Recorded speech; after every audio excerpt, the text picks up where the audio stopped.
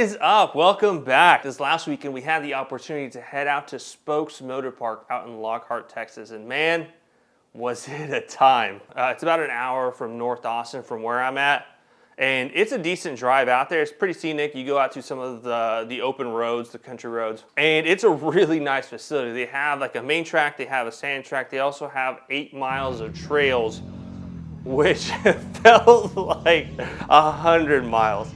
That we finally got a chance to try the single track out there, and man, it is so sick that you have a change of scenery right from when you get up, and along with it they also have a kids track as well as a vet track near the north end of the compound. We went out there and we rode, I think it was 4 miles before we just had to bail, hit the main road and come back in. It's been a while since we've ridden, let alone single track, and every time we get a nasty arm pump because we're just doing too much with our arms. We have yet to be smooth with it, but it's still amazingly fun nonetheless. That there's a change of scenery right from when you come in. It's kind of like an open thicket. It's not that tall, so when you're riding through it, you're able to kind of see through the trees a little bit, and then it opens up a little bit just before you get to some wooded areas. It comes to an opening, goes back to wooded areas.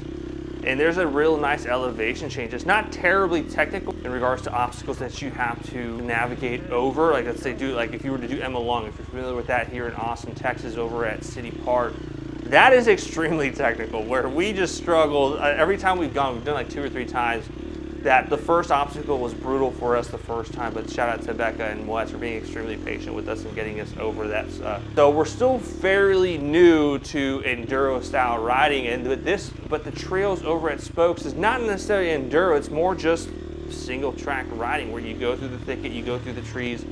It's really nice. There's a couple sections like just past the 2nd mile where it's just so intimidating because you're coming up through some trails and then all of a sudden it goes down and it comes right back up, and I still have yet to be smooth with that. And at that point that we just had such a bad issue with an arm pump as well as our shoulder pump because we were just so tense and not being relaxed that instead of gripping the bike with our knees and letting the top be real fluid, we were doing the opposite, where we were fighting the bike and going a lot slower, that it was just so brutal on our shoulders, and we had to take several breaks. And there was a real nice guy that I met, Scott, that he was parked next to me, and before I went out on the trails, I went and chatted it up with him, asking him if he'd been out on the trail. Scott had mentioned there's a couple sections where you're coming out of a turn or in the middle of a turn, there was a real good mud spot in a couple sections, and sure enough, that was the case. There was one section where we got a little squirrely and we almost laid it down, but at that point we were fighting it so much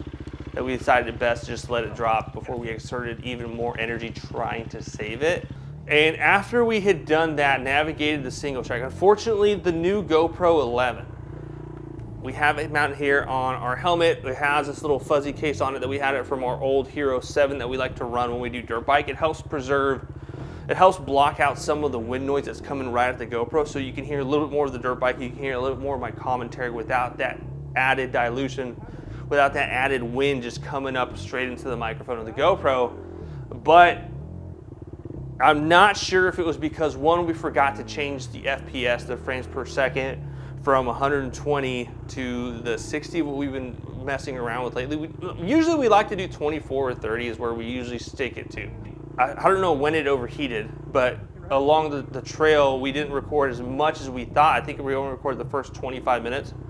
And then I was expecting it to record the whole rest of the way, and then somewhere along the way with one of those intimidating sections, we paused. We were gonna check the GoPro, and I turned it on, and I got the yellow circle that says camera's too hot, and it wouldn't turn back on. So I said that's kind of a bummer.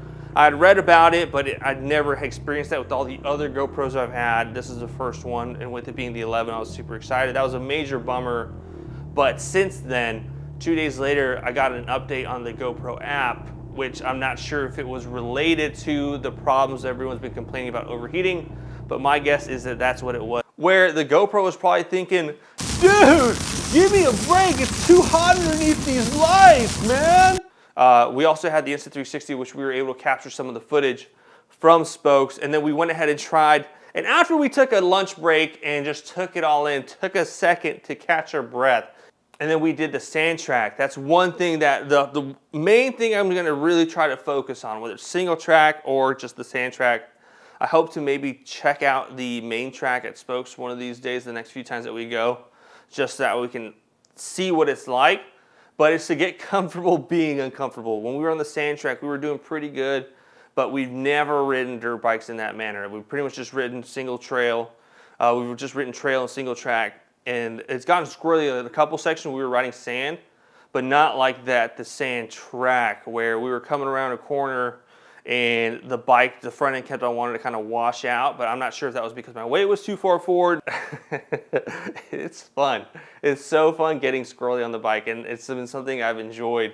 There was a section that we almost washed out on completely, that the next day I was so sore from almost eating it. We did drop the bike once when we were on the trails.